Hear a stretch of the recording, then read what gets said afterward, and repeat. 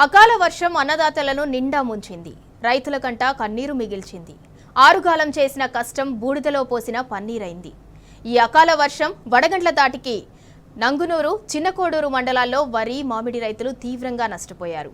పంట చేతికి వస్తుందనుకున్న సమయంలో గాలిదుమారంతో కూడిన అకాల వర్షం తమను నిలువునా ముంచిందంటూ అన్నదాతలు ఆవేదన వ్యక్తం చేశారు. కోతకొచ్చిన పంట నేలపాలు కావడంతో అన్నదాతలు ఆందోళనకు గురవుతున్నారు. ఇక దీనిపై మరింత సమాచారం మా ప్రతినిధి రంగాచారి అందిస్తారు.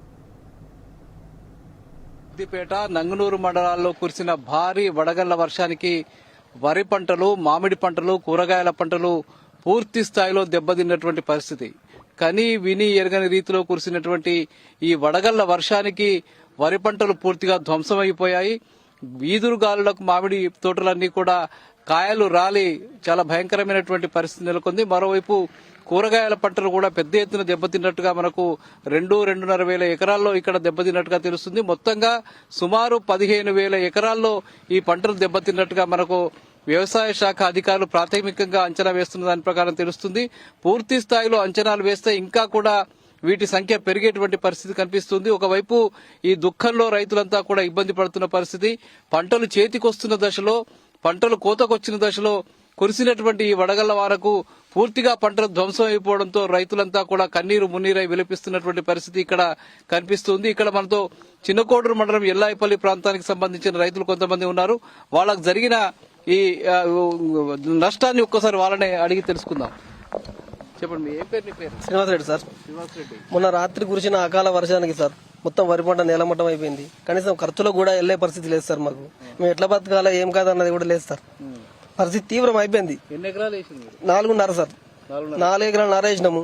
ఇంకా 4 ఎకరాలు కూడా అట్లే ఉంది సార్. 9 ఎకరాలు మొత్తం నేలమట్టం అయిపోయింది.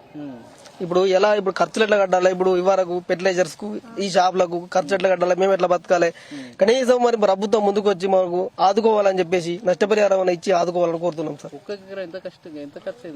ఒక్క ఎకరానికి 30-40 వేలు అయింది సార్ ఖర్చు. ఇప్పుడు మళ్ళా తీవ్రమైన రోగాలు వచ్చినాయి. ఆ రోగాలకు మందులు కొట్టడానికి ఖర్చు కూడా విపరీతంగా జరిగిపోయింది. కూలీలకు కూడా ఎక్కువనే అయింది రేటు.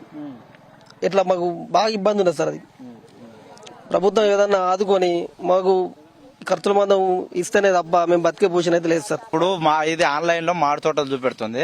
ఇప్పుడు వేసింది వరి ఇదంతా కనబడుతుంది. ఇప్పుడు 5 ఎకరాలు ఇక్కడ ఒక రైతు శ్రీనివాసరెడ్డిది. అందులో ఇప్పుడు ఆన్లైన్ లో చూపితే ఆ రైతు పరిస్థితి ఇప్పుడు ఏంటిది అనేది మాకు అయోమయం ఉంది. ఇప్పుడు రాకపోతే మీరు ముందట చూడండి సార్, ఎంత వరి అంత నష్టమైందో.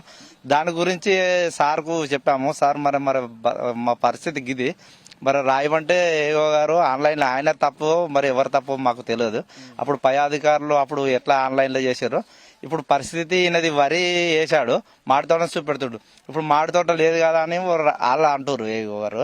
మరి మా పరిస్థితి ఏంది? ఇటు వరి కాకుండా అయిపోతుండు రైతు, అటు మాడి తోట కాకుండా అయిపోతుండు. ఆయన పరిస్థితి ఏంది? మరి ఇటు అటు చూసి సారు ఆయన ఆన్లైన్ లో లేదని తీసేస్తారు. ఈయన పరిస్థితి ఇప్పుడు నష్టపోయినా ఇట్లా బాధ, అట్లా గవర్నమెంట్ రాక ఇట్లా బాధ. ఈయన పరిస్థితి ఏంది అనేది మాకు ఇంత కోసం మాకు కష్టపడి నీళ్లు తెచ్చింది సార్. కొత్తకుంటలకు హరీష్ రావు సార్, మా ఎమ్మెల్యే, మాజీ మంత్రి, మా కోసం రైతుల కోసం కష్టపడి నీళ్లు తెచ్చుకొని పెట్టుకున్న ధృతం మాకు సన్నతి కాలే. మా కోసం మస్తు కష్టపడి సార్. ఆయన సొంతం పైసలు ఖర్చు పెట్టుకుని తోటాలు పెట్టి ఇక్కడ ఇట్లా మసవరం ఇట్లా నీళ్ళు వచ్చింది సార్. సార్ మా కోసం సార్ దగ్గర పోయినా మస్తు కష్టపడ్డాం. బిడ్డ నా సొంత పైసలు నా ఉగాది రోజు నాడు ఓపెనింగ్ చేసిండు సార్. మా కోసం కష్టపడ్డా కానీ సార్ పేరు దక్కలే, మా పేరు దక్కలే సార్. మంచాలు వేసుకొని తెల్లనాకపోతే రాత్రి 12:30కు కేసీఆర్ సార్ పాము కడతాను తేలు కడతానని కరెంట్ సిస్టమేటిక్ 24 గంటలు కరెంట్ చేస్తే రేవంత్ రెడ్డి ప్రభుత్వం వచ్చి రాత్రి 12:30కు దొంగగా రాత్రి కరెంట్ వస్తుంది సార్. కోతలు రాత్రి 12:30కు వస్తే పాములు తేలు ఒక ఊరికి అక్కడ ఉంటే ఇక్కడికి రాత్రి 12:30కి ఈ పై పూసిపోతుంది, ఆ పై పూస్తుంది. రైతుకి బాధ రావద్దని కేసీఆర్ సార్ చేసిండు. రేవంత్ రెడ్డి సర్కార్ వచ్చి నాశనం చేసింది రైతులను. రైతు భరోసా రాలే, రైతు బీమా రాలే, ఏది రాలే. ఇప్పుడు మాకు రుణమాఫీ లేదు, రైతు బంధు లేదు. 6 ఎకరాలు ఉంది నాకు, ఇంతవరకు రైతు బంధు లేదు, రుణమాఫీ కాలేదు. ఇలాంటి వాళ్ళు ఇక్కడ ఏరియా వాళ్ళు ఒక విలేజ్ కి 4-5 వచ్చినాయి సార్ రుణమాఫీ. ఇక రైతు బంధు అంటే 1 ఎకరం 2 ఎకరాలు ఉన్న వాళ్ళకు అది కొంతమంది పడ్డాయి. అవి నాకు 3 ఎకరాలు మా భార్య మీద ఉంది, నా మీద 3 ఎకరాలు ఉంది. ఒకళ్ళకు పడ్డది, ఒకళ్ళకు పడలేదు. ఇక ఏమనంటే మీ బ్యాంకు తప్పిదాం, ఇక ఇది తప్పిదామని ఏదో చెప్పి మభ్య పెడతారు. అడిగినా ఇదే పడాలన్న సమస్యలు కేసీఆర్ సార్ ఉన్నప్పుడు అందరు పడ్డాయి, సమానం పడ్డాయి. కరోనా టైంలో ఎంత ఇబ్బంది ఉన్నా కానీ రైతులను మాత్రం ఇది చేయలేదు సార్ కేసీఆర్ సార్. ఇప్పుడు కేసీఆర్ ఉన్నప్పుడు ప్రతి ఒక్కటి టైం టు టైం పడ్డాయి మాకు. ఇప్పుడు కాంగ్రెస్ ప్రభుత్వం వచ్చినాక మాకు రైతు బంధు రాలేదు, రుణమాఫీ రాలే. రుణమాఫీ అయిపోయింది కానీ అందరికన్నా అందరికి రుణమాఫీ అయింది సార్, మాకు ఎవరికి పడ్డది, మాకు వన్నే లేదు. రుణమాఫీ వల్లే అయితే బ్యాంకులలో మనం డబ్బులు అడగద్దు. రుణమాఫీ ఎవరికో ఒకరికి ఇచ్చి మేము అందరికి రుణమాఫీ చేసినామనంటే, ఇప్పుడు సపోజ్ మీరు వచ్చినట్టు వచ్చి ఇట్లా నడి ఊళ్ళో నిలబడి ఎంతమందికి వచ్చినాయి. ఇప్పుడు సపోజ్ ఈ ఊళ్ళే 25 ఇండ్లున్నాయి. ఉన్న కాడ ఇప్పుడు ఎంతమంది ఉన్నారు, ఎంతమందికి వచ్చినాయి, ఎంత పర్సెంటేజ్ వచ్చినాయనే చూడాలి. నువ్వు ఎక్కడనో ఉండి మొత్తం అందరికి చేసినావు, రుణమాఫీ చేసినాము, రైతు బంధు మొత్తం అందరికి వేసినాము అని అంటే ఎక్కడికి వెళ్ళి సభ అవుతుంది సార్? ఇప్పుడు మస్తుగా మాట్లాడచ్చు. ఇట్లా వచ్చినాక ఇప్పుడు 10 మంది ఉన్నాం, 10 మందిలో ఎంతమందికి పడ్డాయి అనేది అడగండి. అట్లా అయినప్పుడు తెలుస్తుంది పడ్డాయా పడలేదు. మంత్రి ఏమో అయిపోయింది ఇక మేము అందరికి ఇచ్చేసాం. అందరూ అయిపోయినాయి అన్నారు. మంత్రి అయిపోయింది అని చెప్తే మంత్రికి ఏదన్నా మేము చూపెట్టమంటే చూపెడతాం ఆధారాలు. ఇటు మామిడి చెట్లు ఉన్నాయి, అటు వరి ఉన్నది. వరి వీకింది, మామిడికాయలు వేయినాయి. వరిలో చూస్తే మామిడి తోట అంటాను, మామిడి తోట చూస్తే వడ్డెట్లో వండుతాయి అంటాను. నాకు ఇది వరకు నేను ఇక్కడ వ్యవసాయం చేసిన కానీ దాదాపు 30 సంవత్సరాల వ్యవసాయం చేస్తున్నా. పిఎం డబ్బులు ₹1 రాలేదు. అది 10 ఏళ్ళ అప్లై చేసి అది రాలే. రైతు రుణమాఫీ అన్నాడు, అది రాలేదు.